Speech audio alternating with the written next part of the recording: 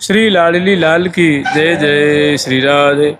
हम लोग कल श्री कृष्ण चैतन्य महाप्रभु जी की प्रिय पार्षद श्री तुंग विद्याजू के अवतार श्री प्रबोधानंद सरस्वती जी महाराज जी का पावन जीवन चरित्र स्मरण कर रहे हैं। हम लोग स्मरण किए थे कि अभी श्रीमन महाप्रभु जी नीलाचल में निवास कर रहे हैं और श्री प्रबोधानंद जी महाराज उनका अभी नाम जो है अभी प्रकाशानंद सरस्वती है और वे काशी में निवास कर रहे हैं। करीब करीब 10,000 सन्यासियों को शिक्षा दिया करते थे और बड़े बड़े विद्वान उनसे अद्वैत वेदांत मीमांसा न्याय सांख्य वेद पुराण इतिहास और जो अलंकार शास्त्र है काव्य शास्त्र है साहित्य आदि का अध्ययन करने के लिए आते थे। उनको बहुत अच्छी तरह से वे अध्ययन कराते थे और श्री कृष्ण चैतन्य महाप्रभु के बारे में भी उन्होंने सुन रखा था कि बड़े कोई एक सन्यासी हैं जो नाचते हैं गाते हैं रुदन करते हैं, उनके अंग अंग में बड़े ही अष्टसात्विक विकार उत्पन्न हो जाते हैं। और उन्होंने नीलाचल निवासी श्री वासुदेव सार्वभौम भट्टाचार्य जी को भी उन्होंने अपना शिष्य बना लिया है। ये बात उनको पता थी। उनको बड़ा दुख हुआ, कितना विद्वान न्याय शास्त्र का धुरंधर विद्वान तत्वज्ञ पंडित भला उस चैतन्य नामक सन्यासी का शिष्य कैसे बन गया। बड़ा दुख हुआ, लेकिन क्या करते, सोचते कि चलो मेरे पास अगर वो आ जाता ना तो उसको मैं तत्व ज्ञान प्रदान करता और उसको मैं अच्छा एक वेदांती बना देता। ये चर्चा मतलब ये सोच विचार कर ही रहे थे, तब तक किसी ने आ कर के बताया कि महाराज हमने सुना है कि श्री कृष्ण चैतन्य महाप्रभु जो अभी नीलाचल में निवास करते हैं उनका ऐसा प्रभाव है कि आपके पिताजी और आपके बड़े भ्राता श्री वेंकटेश भट्ट या वेंकट भट्ट और आपके छोटे भाई श्री त्रिमल्ल भट्ट, ये सभी उसी श्री कृष्ण चैतन्य महाप्रभु जी के शिष्य हो गए हैं। अब जब ये बात उन्होंने सुनी तो उनको बड़ा दुख हुआ कि अरे हमारे परिवार पर इसने जादू चला दिया।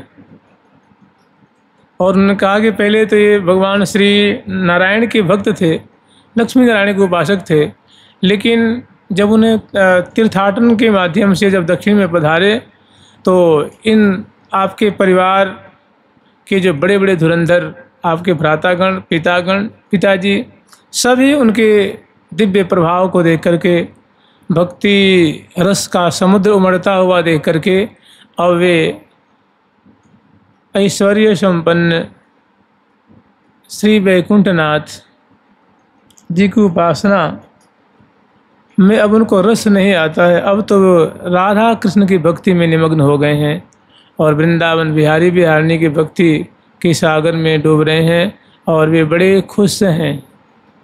ये बात जब किसी ने आकर उनको बताया तो उनको बड़ा दुख हुआ। फिर उन्होंने कहा कि देखो एक और बात है, आपके जो बड़े भैया थे ना, उनके जो एक पुत्र थे उनका नाम था गोपाल भट्ट। तो उन्होंने कहा हाँ वो तो बड़ा मेधावी था, मैं इसको छोटा था छोड़ के आया हुआ था। उसी समय बहुत पढ़ने में बहुत कुशाग्र बुद्धि था। बोला कि वो भी उनके शिष्य हो गए। तो उन्होंने कहा करिए मैं तो उसको बड़ा मेधावी जान करके मैं सोचा था कि जब थोड़ा बड़ा हो जाएगा तो उसको मैं महान वेदांती बनाऊंगा, इस अद्वैत पथ की विधि का उसको पथिक बनाऊंगा और उससे बड़ा कल्याण होने वाला। अरे उस पर भी जादू चल गया उनका। अब तो बहुत दुख हुआ जी, करते तो क्या करते।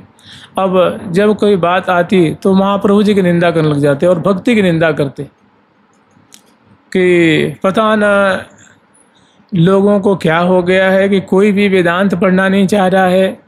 और देखो कितनी सहज बात है, अहम ब्रह्मास्मि तत्वमसि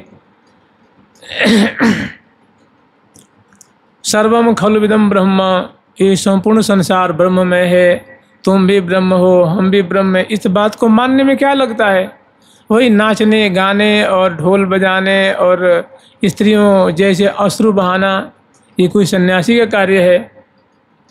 भक्ति पथ तो दुर्बल चित्त वाले जो अज्ञानी जन हैं, कोमल हृदय वाले हैं, भावुक जन हैं, उनका कार्य है। ये हमारे पे उसकी दाल नहीं गिलेगी। ऐसे जो भावुक जन हैं उस पे उस चैतन्य नाम के जो सन्यासी उसकी दाल गलती है। अगर वो काशी में आ जाता ना तो उसको मैं एक अच्छा सन्यासी बनाता। अच्छा, फिर उन्होंने कहा कि उनको किसी तरह से पता लग गई ये बात कि वे श्री भारती जी के शिष्य हैं, तो लगे उनके गुरुदेव की निंदा करने। अरे वही भारती ना, वो तो हीन पंथ वाले सन्यासी हैं, उन्हीं का शिष्य है तो उन्हीं जैसा होगा ना। क्योंकि जब निंदा करनी है तो फिर बढ़िया से निंदा करने लगे। गुरुदेव की भी किए, भगवान की भी किए, भक्ति पद की भी किए, उनकी भी किए, उनके अनुयायियों की भी किए। अब ये सिलसिला चल ही रहा था। इधर एक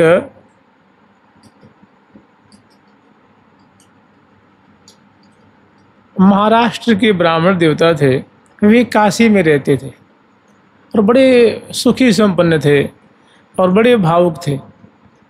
उन्होंने श्री कृष्ण चैतन्य महाप्रभु का प्रभाव सुन रखा था और श्री प्रकाशानंद जी सरस्वती में उनका बड़ा उत्तम भाव था, उनमें बहुत श्रद्धा रखते थे। लेकिन उनके यहाँ वेदांत श्रवण करने जाया करते थे। उनकी और उनकी जो सन्यासी मंडली थी सबकी यथायोग खूब सेवा करते थे। माने काशी में एक महान धनाढ्य और भक्त परिवार थे। वो भांति भांति के काशीवासी की सेवा किया करते थे। जब उन्होंने खुद जा कर के और श्री कृष्ण चैतन्य महाप्रभु के बारे में श्री प्रकाशानंद जी को बताया कि महाराज श्री कृष्ण चैतन्य महाप्रभु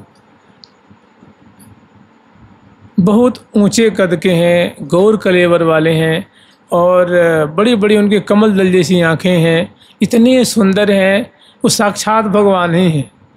उनकी चाल ढाल बोली रूप माधुरी इतनी सुंदर है, उनका ऐश्वर्य, उनका प्रभाव, उनकी माधुरी, उनका तत्वज्ञान, उनकी भक्ति, उनका नाम संकीर्तन अलौकिक है, अलौकिक।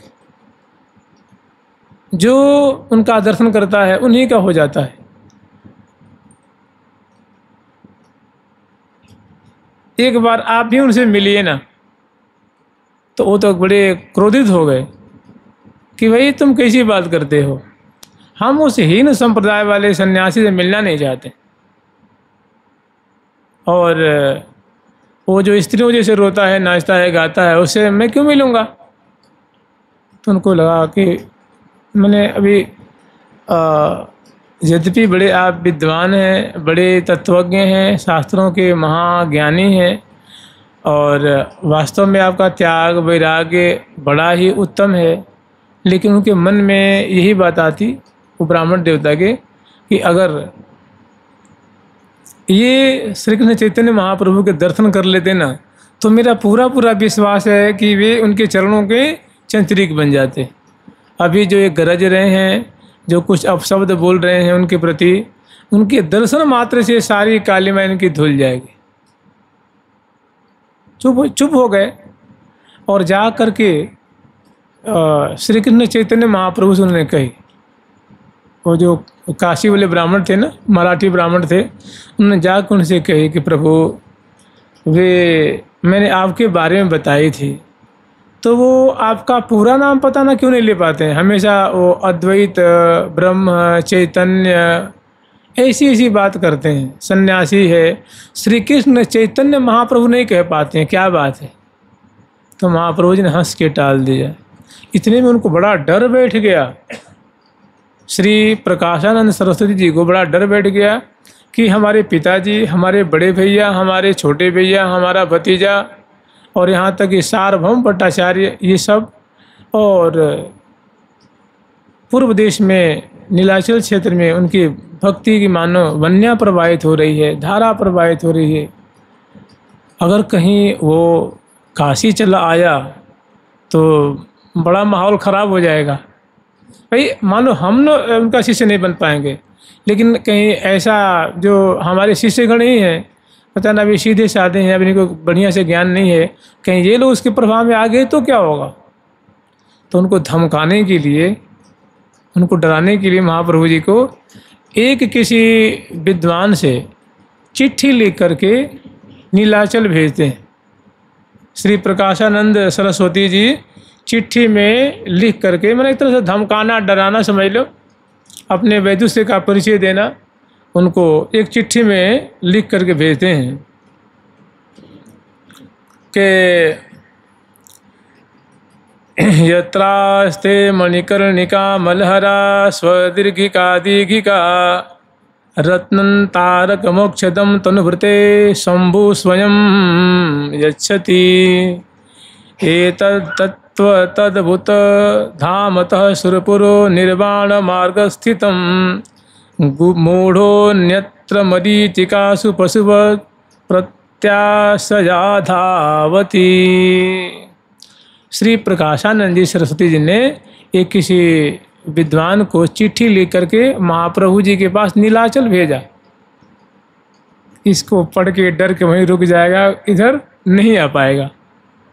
तो उसमें लिखा था कि यत्रास्ते मणिकर्णिका मलहरा स्वदीर्घिका दीर्घिका। उस चिट्ठी में लिखी थी कि जहाँ मणिकर्णिका नामक दीर्घिका है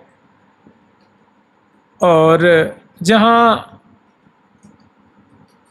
मंदाकिनी नामक दीर्घिका, मैंने वाराणसी में मणिकर्णिका भी हैं और मंदाकिनी नामक दीर्घिका भी हैं, विद्यमान है।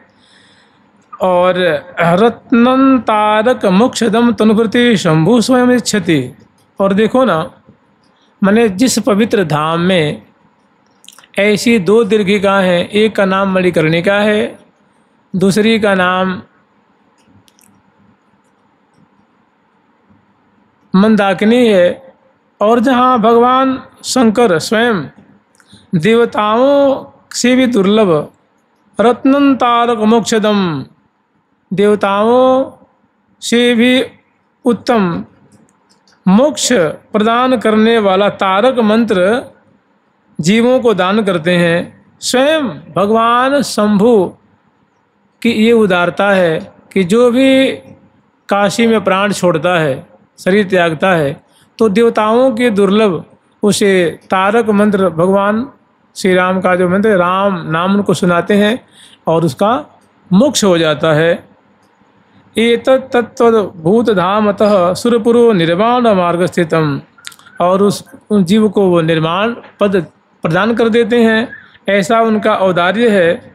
लेकिन बड़ी ही दुख की बात है कि कुछ ऐसे मूढ़ पुरुष होते हैं जो ऐसे काशीपुरी को छोड़ करके और बाहर जंगलों में घूमते रहते हैं। उनका दुर्भाग्य है कि वो काशीपुरी वास नहीं कर पाते हैं। इसका मतलब जानते क्या है? ये चैतन्य महाप्रभु जी के लिए उन्हें कमेंट किया, टिप्पणी की कि मानो तुम मूर्ख हो, तुम क्या जानोगे काशी की महिमा।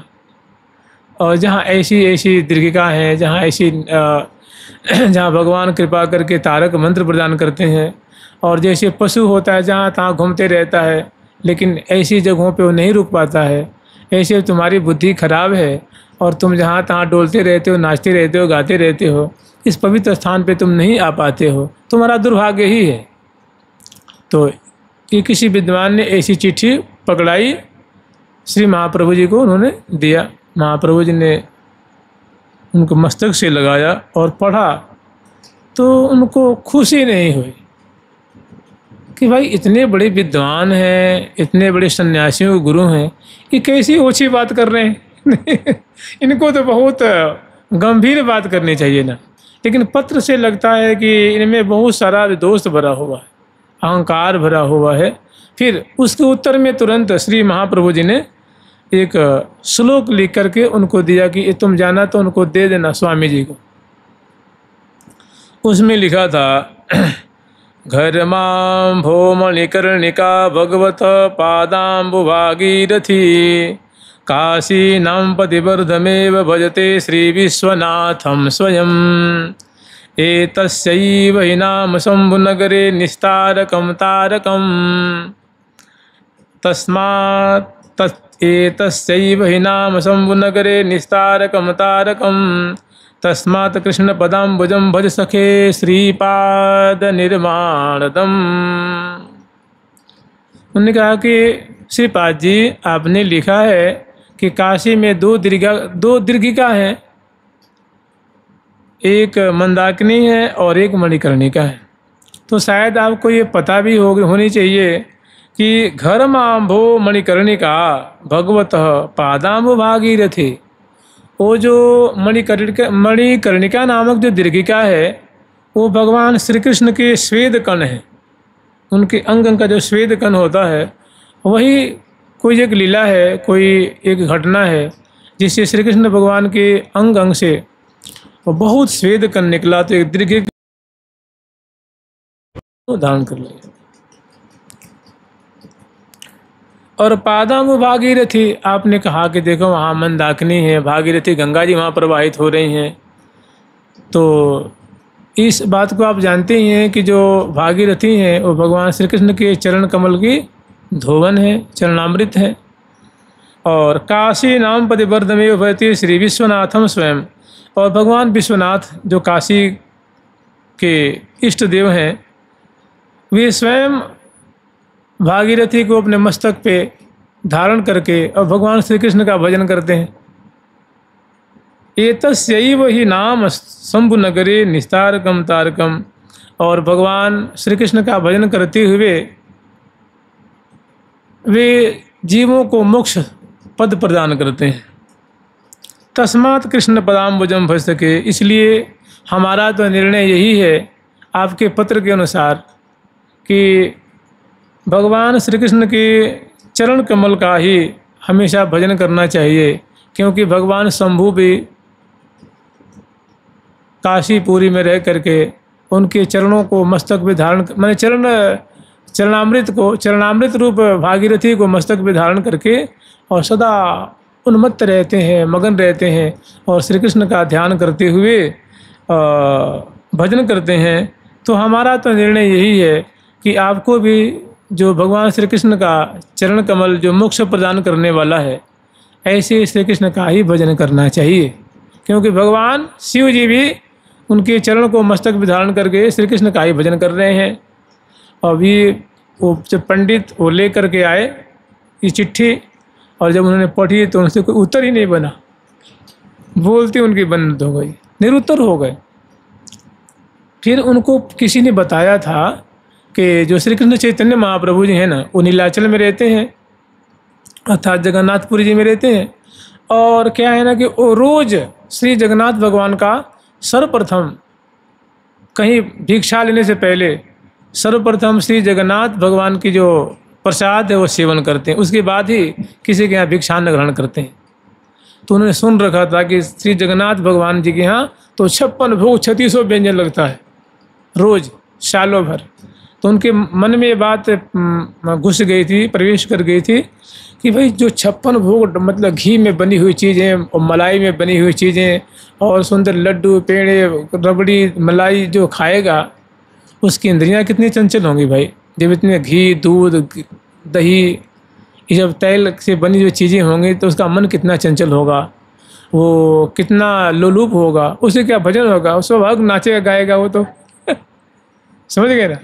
तो उन्होंने फिर एक पत्र में चिट्ठी लिखे में फिर उन्होंने भेजा पत्र, उसमें लिख रहे हैं कि विश्वामित्र पराशर प्रभृतजो बाताम्ब वर्णाशिन एते स्त्री मुख पंकजम सुललितम दृष्ट्वैव मोहं गतः शाल्यन्नं सघृतं पयोधि दधियुतं ये भुञ्जते मानवा स्तेषामिन्द्रिय निग्रहो यदि भवदिन्दुस्तरित् सागरम्। तो इस दुर्भावना से भावित होकर के महाप्रभु जी को चैलेंज कर दे और चिट्ठी उन्होंने लिखी कि हमने सुना है, शास्त्र इस बात का साक्षी है कि विश्वामित्र जी, पराशर जी, ऐसे ऐसे बड़े दुर्वासा आदि जो ऋषि हुए, बड़े बड़े इंद्रिय दमन करने वाले ऋषि हुए, विश्वामित्र जी जो कि केवल वायु पी के रहते थे, और श्री पराशर जी ऐसे ऐसे महानुभावों ने, बड़े तपस्या रत रहने वाले भी, जो कोई वायु, कोई दुर्वा का रस पीता था, कोई जलपान करके रहता था, वे भी जब सुंदर स्त्रियों के मुख का उन्होंने दर्शन किया तो उनका मन चलायमान हो गया, वे अपने पद से भ्रष्ट हो गए। तो जो साल्यन्न खाता है, मैंने घी में भुजा हुआ तला हुआ मेवा के लड्डू खाता है, और मेवा मिली हुई खीर, पुआ, पूड़ी, कचौड़ी, लड्डू, पेड़े, दुग्ध, रबड़ी या धौटा, ऐसे जगन्नाथ जी महाराज का जो प्रसाद रोज ग्रहण करता है, तो ऐसे पे तो मुझे विश्वास नहीं होता कि ऐसे ऐसे महानुभाव, इंद्रियों को दमन करने वाले, सम का सदा आश्रय लेने वाले, जब इनका मन चंचल हो गया, इनका चित्त चंचल हो गया, इनकी इंद्रियां इनको अधपतन करा दें, तो जो साल्यन्न खाते हैं, दही, दूध, घृत से बनी हुई चीज़ों को भरपेट खा रहे हैं, तो उनका मन और उनकी इंद्रियां उनके बस में हों, तो भैया मुझे लगता है कि ये तेषाम् इंद्रिय निग्रहो यदि भवित बिंदुस्त्रित, अगर ऐसे लोगों के मन और इंद्रियां बस में हो जाएं तो छोटा पक्षी भी मानो सागर को तर जाएगा। छोटा चटका नाम की जो पक्षी है वो भी सागर को तर जाएगा। माने ऐसे ऐसे मन और इंद्रियों को पोषण करने वाले भी अगर बहुत सागर तर जाएंगे तो हमें तो असंभव सा लग रहा है। तो ये फिर ऐसा पत्र उन्होंने भेजा महाप्रभु जी के पास। महाप्रभु जी ने पढ़ा उसको, लेकिन उसका उन्होंने जवाब नहीं दिया कि क्या जवाब दें, बताओ कैसी इनकी मति हेरा गई है, क्या क्या बात है, मैंने दुर्बुद्धि जैसे लिख रहे हैं बात, तो क्या उत्तर दें। लेकिन ये पत्र महाप्रभु जी के पार्षद जो सेवक थे उनको मिल गया, कैसे भी महाप्रभु जी ने पढ़ के रख दिया होगा। तो किसी उनके भक्त ने, जो पार्षद ने देख लिया, तो उन्होंने समझा कि तो श्रीपाद जी का है, तो गुप्त रूप से उन भक्तों ने एक चिट्ठी का उत्तर लिख करके महाप्रभु जी को नहीं बताया, लिख दिया उनको। इसका केवल मैं पाठ करूंगा, ज़्यादा कोई इसमें कोई तत्व नहीं है। तो मैंने इस उत्तर को सुन करके उनका मुख बंद हो गया। लिख रहे हैं, सिंहो बलि द्विरद सुकर्मांस भोगी संवत्सरेण कुरुते रतिमेकवारं पारावतस्तृणशिला कणमात्र भोगी कामी भवेदनुदिनं बदके कोत्र हेतुः। तो इस पत्र का जी ही जवाब श्री प्रकाशानंद जी ने देखा, तो इसका भी उनको उत्तर देना नहीं बन पाया, निरुत्तर हो गए। मैंने महाप्रभु जी के जो पार्षद वृंद सेवकों ने जो उत्तर लिखा था, जवाब लिखा था और उनके पास भेजा था, तो उसका उत्तर उनसे नहीं बन पाया। अब तो और खिसिया गए, वो बहुत क्रोधित हो गए कि अब क्या करें। तब तक इधर नीलाचल से महाप्रभु जी के भक्तों ने, पार्षदों ने निवेदन किया कि प्रभु जी आप कृपा करके आपने संपूर्ण भारत में आपने भ्रमण किया है और सबको आपने भक्ति में सराबोर किया है, एक केवल काशीपुरी बच गई, कृपा करके वहाँ पधारिए ना। वहाँ के जो वेदांती हैं वो इस भक्ति को मानते ही नहीं, और कृपा करके उनको भी आप इस भक्ति में सराबोर कर दीजिए, आप उनको भी सराबोर कर दीजिए। और आपके 2 पार्षद वहाँ रहते हैं ना, एक चंद्रशेखर जी और एक तपन मिश्र जी वहीं तो रहते हैं, यद्यपि उनका मन नहीं है। किसी ने कहा कि नहीं नहीं वो लोग मोक्ष चाहते हैं इसीलिए वहाँ रहते हैं। उनका नहीं नहीं वो मेरे बड़े प्यारे भक्त हैं, वो मोक्ष काम्य नहीं, वो तो भक्ति वाले, वो तो मेरे कहने से वहाँ रह रहे हैं। तो बहुत आग्रह किया भक्तों ने कि प्रभु जी कृपा करके आप काशी अवश्य पधारें, एक बार दर्शन दीजिए, एक बार काशी में अपने चरण को पधराइए। तो महाप्रभु जी ने जैसे तैसे टाल मटोल किया, लेकिन चरण पकड़ लिए कि नहीं। वो जो थे ना वो ब्राह्मण देवता जो मराठी थे वो भी आए नीलाचल, और उन्होंने कही कि महाराज कृपा करके मेरे घर को आप अवश्य पवित्र कीजिए। तो उन्होंने कहा कि चलो ठीक है, जब आपकी ऐसी मर्जी है तो चलते हैं। तो जब महाप्रभु जी वृंदावन के लिए पधारे, आ तो रहे थे वृंदावन के लिए, तो बीच में तो काशी है, झारखंड होते हुए काशी आए। ये बात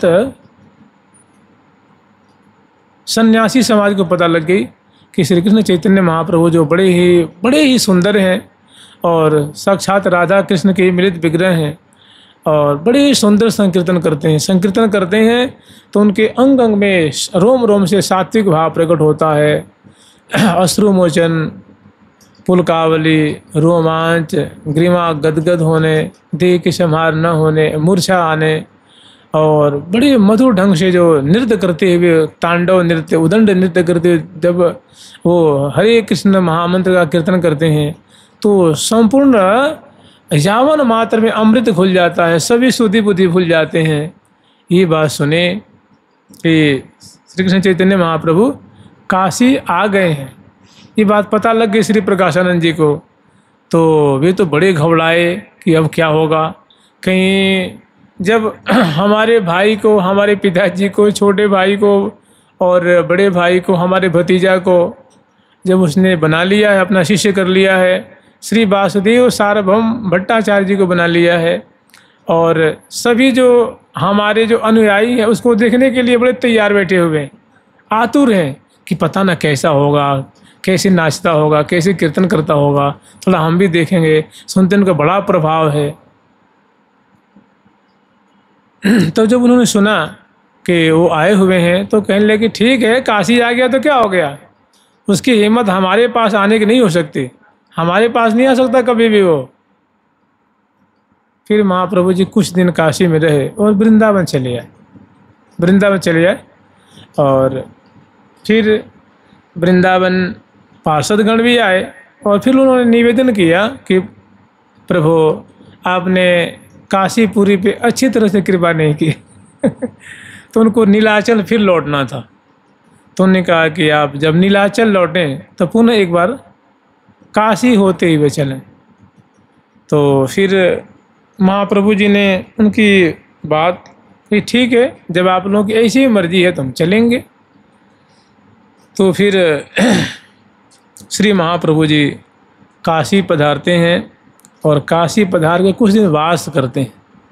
और उसी वास के प्रकरण में किसी ने, वो ब्राह्मण देवता थे ना मराठी, उन्होंने कहा प्रभु जी हमें एक बात समझ में नहीं आती कि ये जो काशीपुरी के बड़े ही उद्भट विद्वान जो श्री प्रकाशानंद जी हैं, मैं उनका सत्संग लाभ करता हूँ, मुझे बहुत अच्छा लगता है, बड़े अच्छे संत हैं, बड़े विद्वान हैं, लेकिन जब कभी मैं आपके बारे में चर्चा करता हूँ तो आपकी निंदा करते हैं और आपकी भक्ति की निंदा करते हैं, भक्तों की निंदा करते हैं, और कभी भी आपका पूरा नाम नहीं लेते हैं। आपके नाम में जो श्री कृष्ण नाम है ना वो नहीं लेते हैं। ब्रह्म कहते हैं, वेदांत कहते हैं, परमात्मा कहते हैं, चैतन्य कहते हैं, ये सब नाम तो लेते हैं लेकिन कृष्ण नाम नहीं बोल पाते हैं। क्या बात है? तो महाप्रभु जी हंसे और बोले तुम समझते नहीं हो। महाप्रभु जी ने बहुत बढ़िया बात कही। वहाँ उन्होंने कहा कि देखो ऐसा है कि प्रभु कहे मायावादी कृष्ण अपराधी, ब्रह्म आत्मा चैतन्य कहे निरवधि। प्रभु कहे मायावादी कृष्ण अपराधी, ब्रह्म आत्मा चैतन्य कहे निरवधि। कि देखो ऐसा है ना, जो वेदांती गण है ना, ये जो अद्वैत पथ के जो पथिक गण हैं, जो जिनको मायावाद कहते हैं, भाई आप ही बताओ, जो मुक्ति निरादर भक्ति लुभानी, जो प्रेमी जो भक्त हैं वो मुक्ति को छोड़ देते हैं और भक्ति में सराबोर रहते हैं। और ऐसी भक्ति बिन सत्संग न पावे प्राणी, बिना सत्संग के ऐसी दुर्लभा भक्ति मिलती नहीं है। और ठाकुर जी कहते हैं कि भक्ति मुझे अत्यंत बस में करती है। भगवान श्री कृष्ण का वचन है और एक जगह नहीं सैकड़ों जगह शास्त्रों में बात भरी पड़ी है।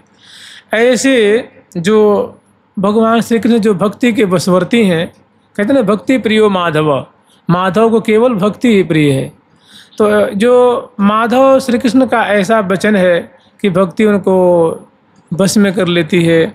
और ये जो मायावादी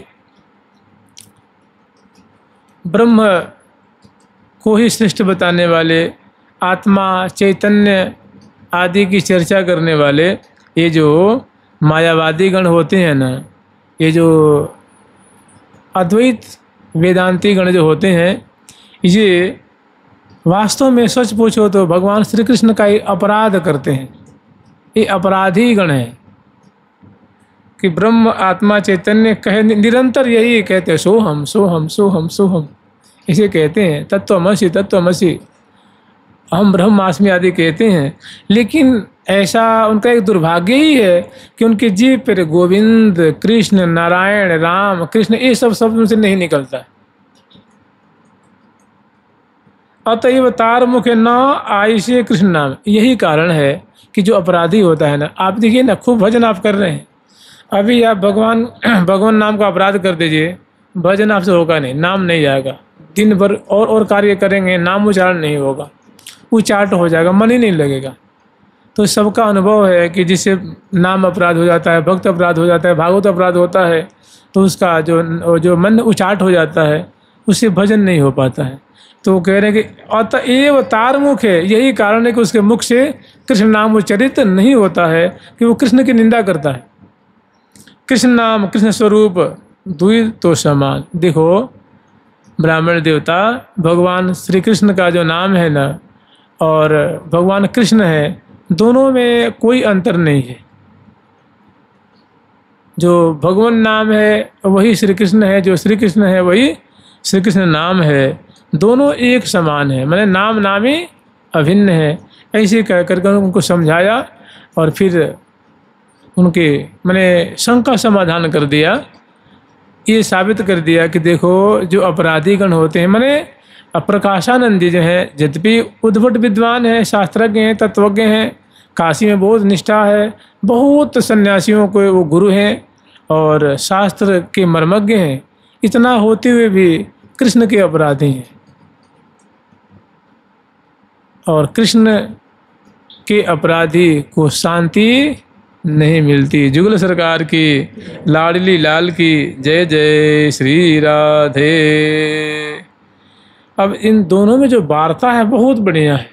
जब यहाँ से वृंदावन से श्रीमन महाप्रभु जी पधारेंगे नीलाचल के लिए, तो बीच में काशीपुरी आवेगी, वहाँ ठहरेंगे, उसके बाद दोनों का मिलन होगा। वो बहुत बढ़िया प्रसंग है, बहुत सुंदर। और फिर वहीं वो शिष्य हो जाते हैं, महाप्रभु जी के प्रभाव को दर्शन करके, रूप माधुरी दर्शन करके, उनके कीर्तन को श्रवण करके अपना दंड कमंडलू फेंक देते हैं, भूल जाते हैं, चरणों में लौट जाते हैं कि अब मुझे मत तरसाइए, अब चरणों की सेवा मुझे दे दीजिए, अपना सेवक कर लीजिए, शिष्य कर लीजिए। जुगल सरकार की लाडली लाल की बहुत सुंदर प्रसंग है। राधा